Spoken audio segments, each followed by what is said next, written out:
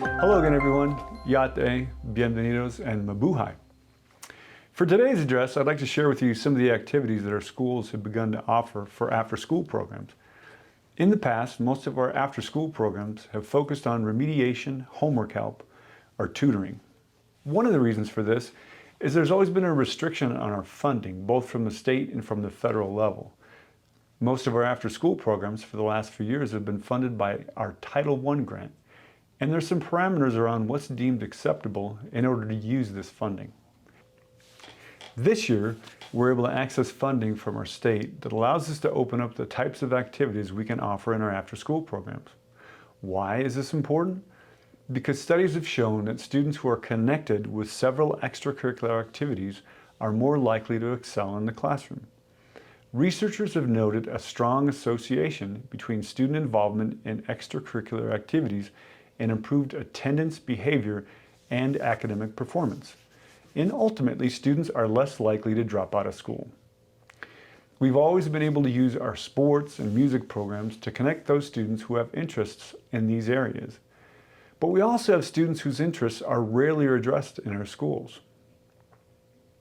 This year, our funding from the PED, called OST, or Out of School Time funding, allows us to be able to offer after-school programs that are better suited to the interests of all of our students.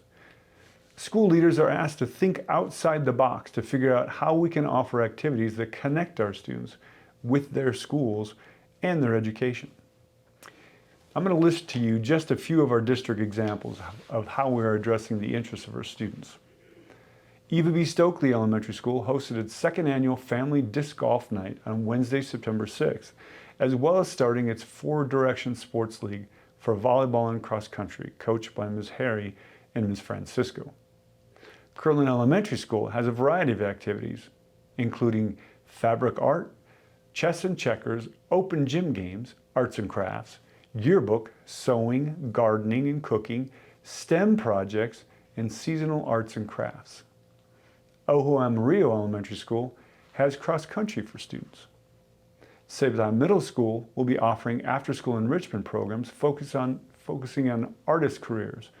TBA will also host after-school programs including chess, dance, robotics, science labs, Dene Club, Powwow Club, yearbook, anime, fitness club, game boards, and Legos.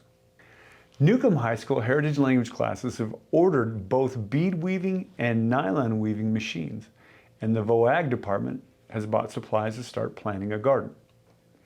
At Shiprock High School, biology students are working on photosynthesis posters. Credit recovery students are working on a biome ecological community project, and ag classes are preparing for upcoming events and exhibits. Leo Alfonso's classes are conducting various experiments and surveys, as well as playing a student-made board game. Bon Wilson Tech Center is offering classes on home cooking techniques with Chef JD and Healthcare Science Lab. So again, ask your teachers and team, what are they interested in? Are they curious about culinary, biking, photography, baking, coding, gardening? Let's work together to create a well-rounded school experience that caters to the diverse needs of our students. Thank you for your time and attention. And that's all I have for today. See you next time. Hagone. Adios. Paalam.